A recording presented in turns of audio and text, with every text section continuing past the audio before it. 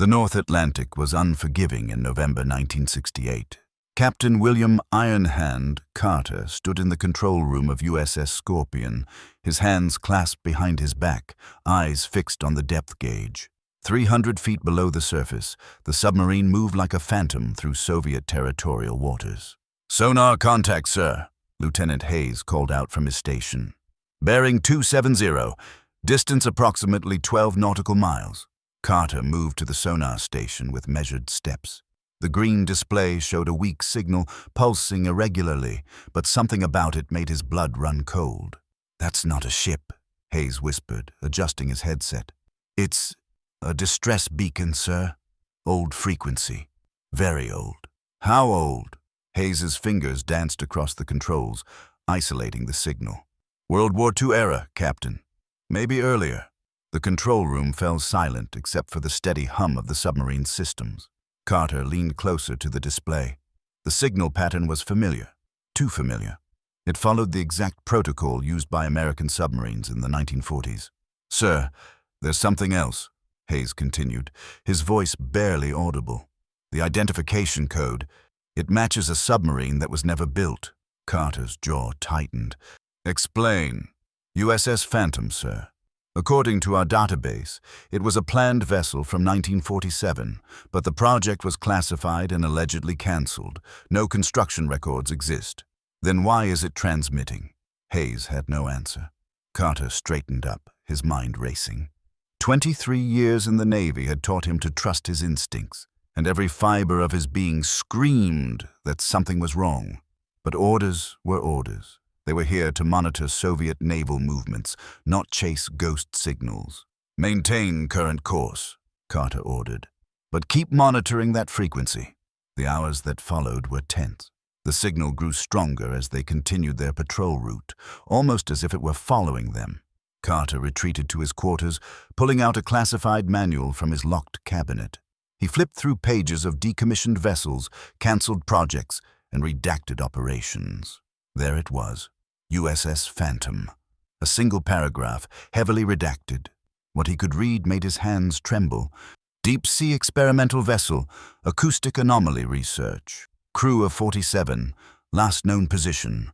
The rest was blacked out. A knock on his door interrupted his reading. "Enter." Commander Sarah Mitchell stepped inside, closing the door behind her. She was his executive officer, sharp-minded and unflinchingly loyal. But tonight, her face was pale.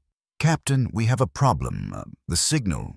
It's not just a beacon anymore." Carter stood up. "What do you mean?" "It's transmitting voice, sir. Broken, distorted, but definitely human voice." They rushed back to the control room. Hayes had the signal isolated through speakers now. Static crackled and popped, then a voice emerged from the noise. "This is Phantom. Position compromised. They know. Don't follow. Carter, don't follow." The voice cut off. Carter felt ice flood his veins. The voice had mentioned his name, but more than that, the tone, the cadence, the way it pronounced certain words, it sounded exactly like him. "Did that transmission just—" Mitchell began. "Yes," Carter interrupted. "Play it again." Hayes replayed the recording 3 times. Each time, Carter's certainty grew. That was his voice. Older, strained, desperate, but unmistakably his. "Sir, orders?" Mitchell asked quietly. Carter stared at the sonar display. The signal was now only 8 miles away, almost directly ahead. Every regulation, every protocol demanded they ignore it and continue their mission. But something deeper, something primal, pulled him toward that signal. "Change course. Bearing 270. Slow to 5 knots. "Captain, that will take us deeper into Soviet waters," Mitchell warned. "If we're detected—" "I'm aware of the risk, Commander. Execute the order." The submarine turned, descending gradually as it approached the signal source. The crew worked in tense silence, each man aware they were violating their patrol boundaries. Carter stood motionless, his eyes never leaving the sonar display. At 4 miles out, the signal changed again. This time, it was clearer. "Carter, turn back. It's a loop. You're in a loop." "The same choice. Always the same choice. What the hell does that mean?" Hayes muttered. Carter didn't answer. His mind was spinning. A loop, the same choice. He thought back to every major decision he'd made in his career. The mission in '54 where he disobeyed orders to save a stranded crew. The incident in '61 when he'd refused to fire on an unidentified vessel. The court-martial that followed. The demotion. The years of rebuilding trust. "Sir, we're approaching the coordinates," the navigator called out. "Depth here is 900 feet. Take us down to 600. All stop when we reach the coordinates." The submarine descended into darkness. The pressure hull creaked and groaned. Some of the younger crew members glanced nervously at the ceiling. Carter remained steady, his face an iron mask. "Coordinates reached, Captain. All stop." The engines fell silent. The submarine drifted in the current, suspended in the black water. The sonar showed nothing. No wreckage, no vessel, nothing but empty ocean. Then the signal came again, crystal clear now. "William, you made the same choice again. You always make the same choice. Save the crew, ignore the mission. Over and over. I've lived this 73 times. You have to break the cycle." Carter's hand gripped the railing so hard his knuckles turned white. The voice was his, but it spoke of impossibilities. 73 times. A cycle. None of it made sense. "Sir, are you all right?" Mitchell touched his shoulder. Before Carter could respond, every light in the submarine went out. Emergency reds kicked in immediately, bathing the control room in crimson. And then they saw it on sonar. A massive object directly below them. It hadn't been there seconds ago. It was simply there. The shape matched a submarine, but it was wrong. The proportions were distorted, elongated, as if stretched by some impossible force. "Sir, that's..." Hayes started. "I see it. Rig for silent running. Kill the beacon immediately." The crew moved with practiced efficiency, shutting down every non-essential system. The submarine went dark and quiet, a ghost in the water. But the object below them was rising. Carter watched the sonar display as the shape climbed toward them. 500 feet, 400, 300. It was massive, easily twice the size of the Scorpion. At 200 feet, it stopped. The sonar showed it hovering directly beneath them, perfectly aligned. Then a new sound filled the control room. Metal scraping against metal. Something was touching their hull. "Contact on the hull port side," the engineer reported, his voice shaking. "Something's attached to us, sir." Carter made a decision. "Mitchell, Hayes, with me. Everyone else, maintain position and stay quiet." He grabbed a flashlight and moved through the submarine's narrow corridors, Mitchell and Hayes following. They reached the port side access hatch, where crew members stood frozen, staring at the sealed door. The scraping sound was louder here, rhythmic, deliberate, like someone knocking. Carter pressed, his hand against the cold metal. The knocking stopped immediately. For a long moment, nothing happened. Then a new sound emerged. Tapping, Morse code. Hayes listened intently, translating. "It says, 'I am you. Different choice. Different outcome. Don't make my mistake.'" "What mistake?" Carter whispered. More tapping. "Chose mission. Over crew. Everyone died. Trapped here. 73 loops. Break the cycle. Choose differently." Carter's mind reeled. He thought about the choice he'd made tonight. Following the signal instead of completing the patrol, risking his crew for a mystery. Was that the different choice? Or was the real choice still ahead? "Ask it what we should do," Carter ordered. Hayes tapped out the question. The response came quickly. "Return to mission. Soviet fleet 3 miles east. Real threat. Ignore me. Save them. Save yourself." Carter felt the weight of the message. A Soviet fleet 3 miles away. That was their actual mission objective. But they'd abandoned their patrol route to chase this signal. If the fleet detected them now, in Soviet waters, off their designated course, it could trigger an international incident. Or worse. "Captain, we need to make a decision," Mitchell said quietly. "If there really is a Soviet fleet nearby..." "I know." Carter looked at the hatch one more time. "Return to the control room." They made their way back. Carter gave the orders immediately. "Helm, come about. Return to our patrol route. maximum quiet speed. Sonar, focus all sensors to the east. The submarine turned, moving away from the signal source. As they did, Hayes suddenly called out, "Contact! Multiple surface vessels, bearing 090, 3.2 miles. Confirmed Soviet signatures, sir. It's a battle group." Carter allowed himself a small exhale. The voice had been right. The real mission was here, not back there with the ghost signal, but as they moved into position to monitor the Soviet fleet, the final transmission came through. "You chose correctly. This time, maybe it ends here. Maybe you've broken it. Or maybe we'll meet again. In another loop, another choice. Goodbye, William. Goodbye." The signal died. Sonar showed the massive object below them simply vanishing, as if it had never existed. The Scorpion completed its patrol mission successfully, gathering critical intelligence on Soviet naval movements. They returned to base 12 days later. Carter filed his report, omitting the encounter with the Phantom signal.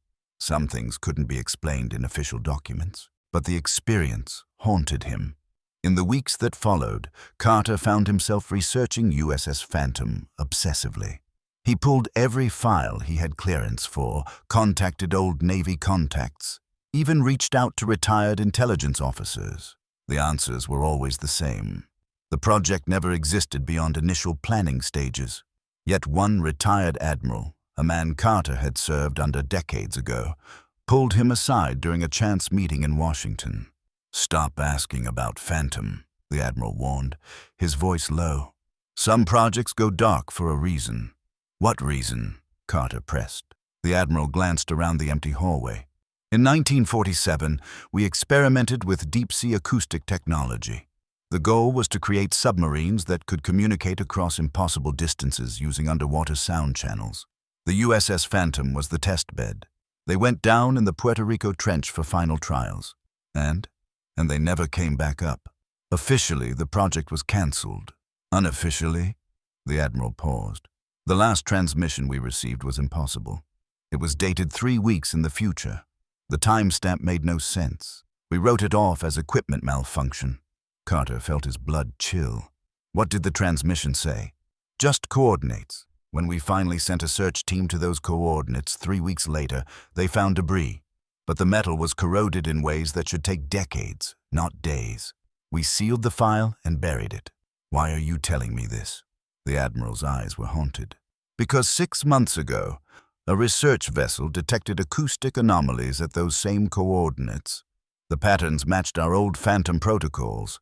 And Carter, the transmission mentioned a name. Your name." Carter returned to sea 3 months later, assigned to a new patrol route. But he never forgot the encounter, and he never stopped wondering about the choices he'd made that night in 1968. Years passed.